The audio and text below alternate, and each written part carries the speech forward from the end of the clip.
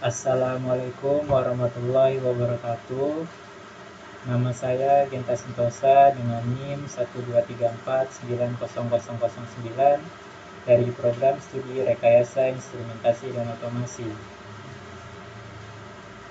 Jadi pada video kali ini saya akan menjelaskan mengenai dasar-dasar interlocking pada sistem pneumatik 2 silinder serta rangkaian ladder PLC yang digunakan untuk mengendalikan urutan geraknya. Jadi pada video ini juga merupakan bagian dari tugas praktikum pneumatik dan hidrolik.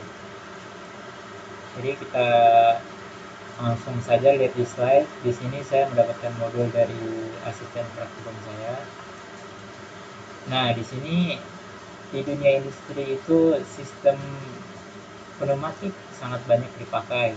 Contohnya itu kayak mesin pengemasan, mesin stamping, conveyor, dan sebagainya.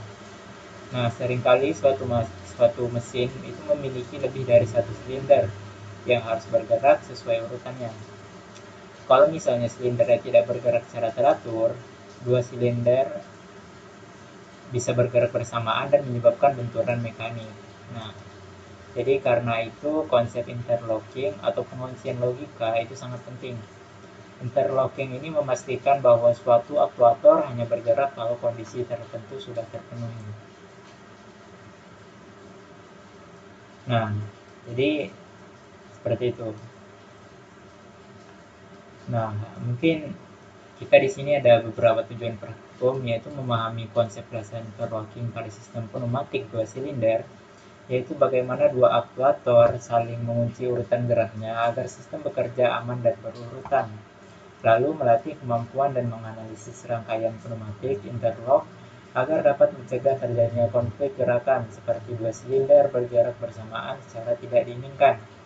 Lalu ada meningkatkan keterampilan dalam mendesain, membaca, dan mensimulasikan ladder diagram untuk sistem pneumatik 2 silinder. Nah, mungkin saya akan lebih jelaskan lagi mengenai interlocking ini. Jadi interlocking ini adalah metode penguncian logika di mana gerakan satu aktuator itu tergantung pada status aktuator lain. Nah, kalau kita bisa ambil contoh sederhana, itu ada contoh misalnya silinder A harus maju dulu. Setelah silinder A mencapai ujung, barulah silinder B boleh maju. Jadi dia secara pergantian. Nah, silinder B ini tidak boleh bergerak sebelum A selesai. Jadi kalau tidak seperti itu bisa terjadi konflik gerakan. Contohnya akan terjadi tabrakan antara dua silinder. Lalu sistem juga tidak presisi, komponen juga bisa cepat rusak. Nah, jadi dari situ fungsi utama interlocking itu adalah menjamin urutan operasi yang tepat, menghindari gerakan berlawanan, menjaga keselamatan sistem dan operator, juga memastikan proses selalu konsisten dan presisi. Nah, jadi interlocking ini merupakan juga dasar dari otomasi industri yang kompleks. Nah, kita bakal mempelajari juga peran interlocking dalam integrasi sistem pneumatik. Nah, jadi dalam sistem otomatis yang besar, interlocking itu bukan hanya pengunci sederhana. Nah, tapi interlocking ini menjadi bagian dari integrated control. Jadi fungsinya itu untuk memastikan setiap aktuator itu bekerja pada saat yang tepat. Lalu tidak ada energi yang terbuang, prosesnya berjalan efisien, sistemnya lebih aman untuk jangka panjang. Nah, karena itu interlocking juga berhubungan dengan timer. Mungkin pada pembahasan sebelumnya kita udah bahas timer untuk menunda gerakan, lalu juga ada counter untuk menghitung siklusnya, dan sensor untuk mendeteksi posisi silinder. Jadi semua komponen ini akan disatukan dalam ladder PLC.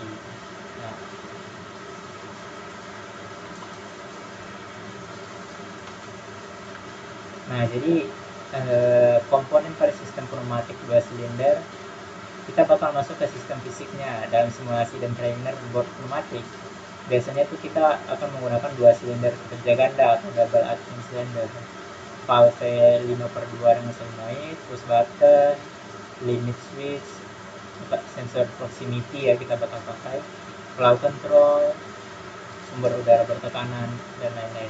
Nah, jadi itu untuk urutan kerjanya standar interlocking 2 silinder ini itu kita bakal menekan tombol start, lalu silinder A maju, Ketika mencapai ujung, sensor A1 itu aktif, silinder B maju. Ketika B selesai, sistem bisa kembali atau berhenti tergantung tugasnya. Nah, kita bakal memahami prinsip kerja interlocking dua silinder. Jadi prinsip kerjanya itu adalah menggunakan sinyal posisi sebagai syarat logika. Contohnya, solenoid B hanya aktif jika A1 on. Solenoid A kembali hanya jika B1 on. Jadi contoh urutannya itu tombol start ditekan, maka A maju, A1 mendeteksi posisi full, B maju, B1 mendeteksi full, A kembali, lalu A0 mendeteksi retract, B kembali. Nah, dengan cara ini setiap gerakan akan saling mengunci sehingga interlock tetap terjaga. Nah, kita setelah ini bakal masuk ke bagian PLC. Nah, kita bakal belajar tentang ladder diagramnya. Jadi ladder diagram ini adalah bahasa pemrograman PLC yang berbentuk menyerupai tangga. Nah, sisi kiri itu adalah power line dan sisi kanan itu ada output line.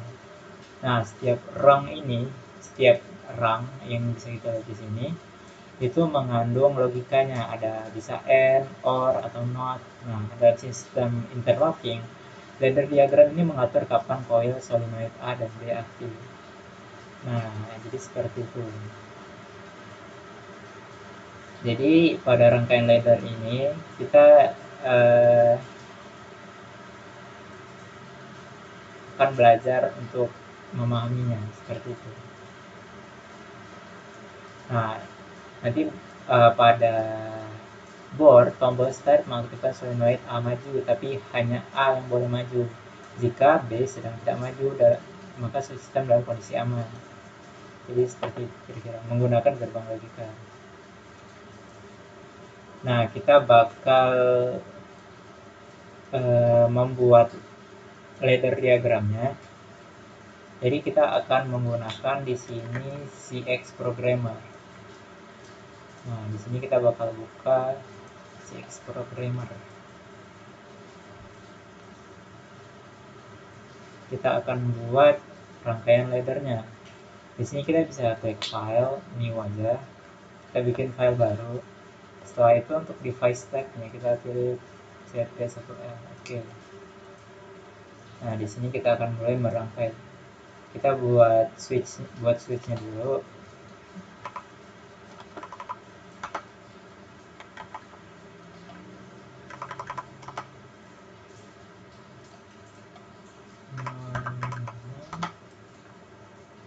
Ini untuk PB on-nya.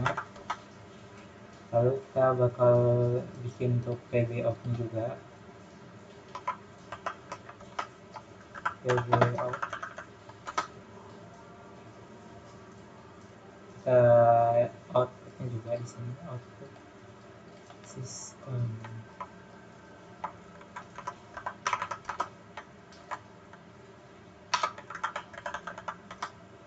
Oke. Nah, ini untuk gerbang ini.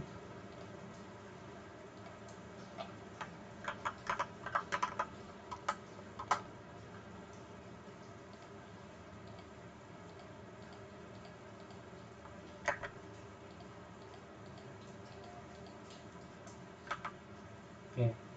Kita ini untuk rung yang pertama. Kita lanjut ke rung yang kedua. Sini untuk A1-nya. A1. Oke. Lalu di sini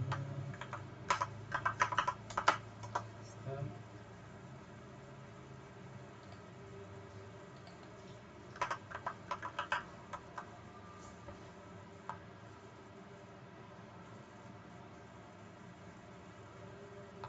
Ini untuk B1. Lalu outputnya. Output untuk PBA.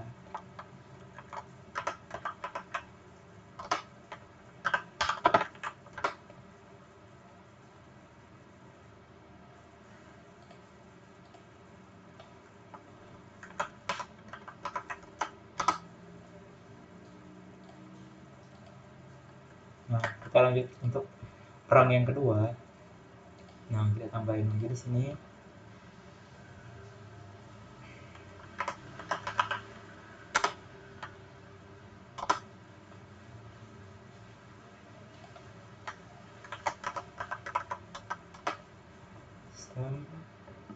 Lalu ini untuk output PB2 nya.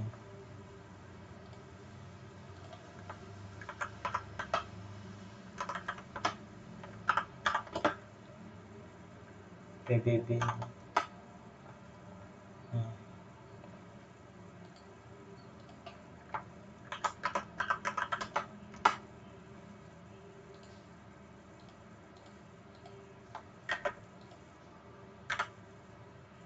kita lanjut ke rang yang ketiga.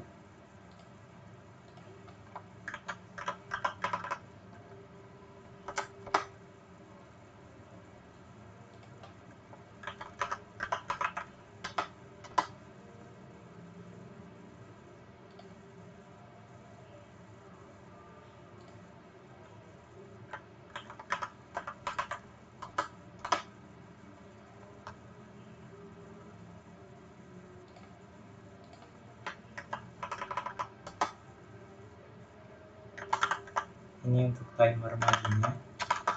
Timer maju.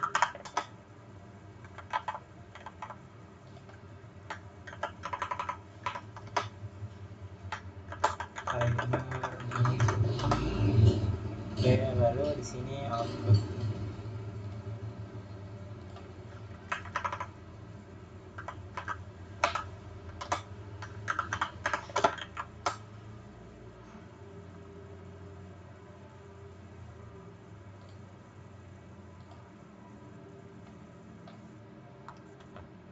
Sini kita tambahin new instruction.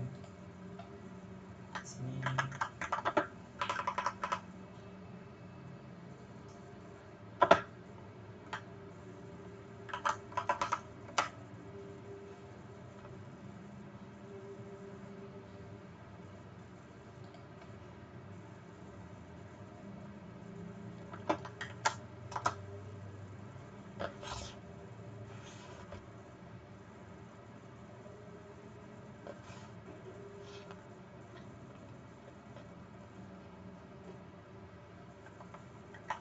sebentar. Kita kasih ini in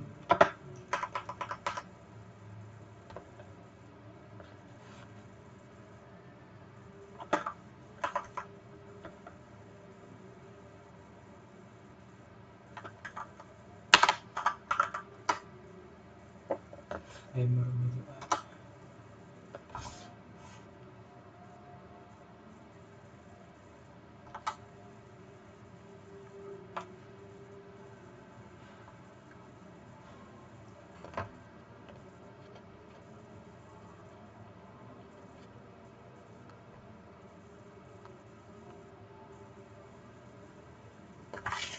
Nah, baru setelah itu kita lanjut ke rang yang terakhir, rang keempat. Kita tinggal tambahin ini sistem dan juga PBB-nya, lalu PBA-nya juga.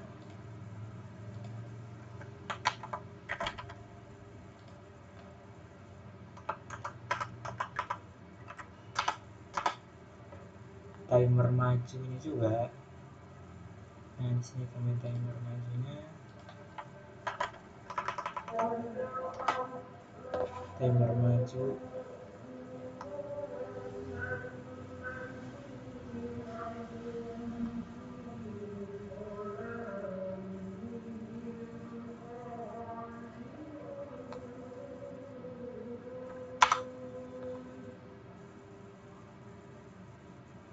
Outputnya.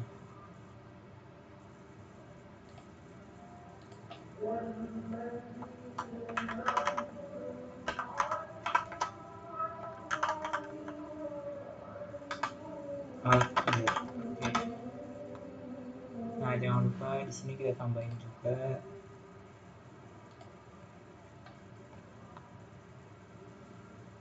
new instruction in 0001 stack info. Oke. Timer maju B. Timer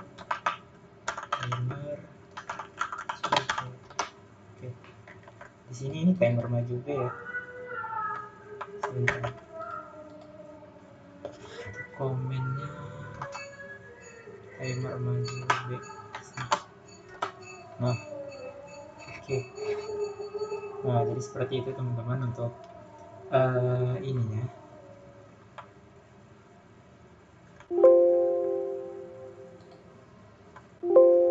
Tapi kita tidak ada portnya di sini. Nah, jadi seperti ini penampakan untuk rangkaian laddernya. Kalian bisa coba ikutin. Nah, seperti itu untuk rangkaian laddernya. Jadi ketika dijalankan itu jadi tombol start ditekan, itu A maju, lalu A1 mendeteksi posisi full, lalu B maju. Nah, B1 mendeteksi full, A kembali, lalu A6 mendeteksi retract, B kembali. Jadi dia seperti bergantian, jadi tidak ada yang bertabrakan. Jadi interlocknya tetap terjaga. Nah, jadi seperti itu.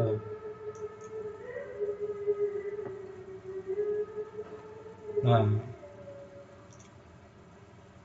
ketika limit switch A1 aktif, artinya A sudah di posisi paling maju, barulah B boleh maju.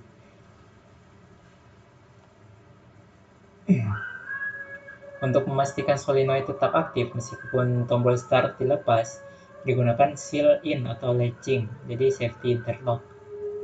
Nah, jadi jika emergency stop ditekan, semua coil off.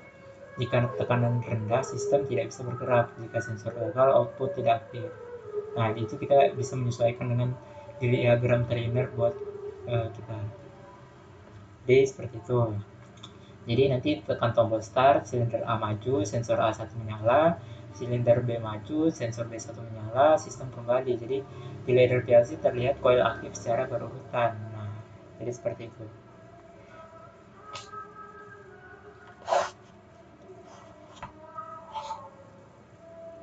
Nah, kira-kira seperti itu ya teman-teman. Nah, jadi dari penjelasan itu, dari yang kita buat tadi, dapat disimpulkan bahwa interlocking itu sangat penting untuk menjaga urutan kerja dua silinder. Sistem interlock mencegah tabrakan dan konflik gerak. Ladder diagram PLC mengatur urutan kerja menggunakan logika kontak dan juga coil. Nah, integrasi sensor, timer, dan logika PLC menciptakan sistem pneumatik yang aman dan juga efisien. Nah, jadi seperti itu. Kalian bisa lihat lagi ini untuk diagramnya. Semoga dapat dipahami. Jadi terima kasih untuk teman-teman yang sudah menonton. Semoga video dan penjelasan saya dapat dipahami dan dimengerti dengan baik. Semoga video ini membantu memahami dasar-dasar interlocking dua silinder dan juga implementasinya menggunakan PLC. Nah, seperti itu. Kalian bisa lihat-lihat lagi seperti ini. Di sini saya akan save dulu filenya. Di sini saya akan save modul 8. Setelah ini kita akan lanjut ke modul 9. Jadi itu untuk penjelasan mengenai interlocking dua silinder di PLC. Baik teman-teman, terima kasih sudah menonton. Mohon maaf apabila penjelasan saya terlalu cepat atau kurang dapat dimengerti. Terima kasih atas perhatiannya. Saya tutup. Wassalamualaikum warahmatullahi wabarakatuh. Bye bye.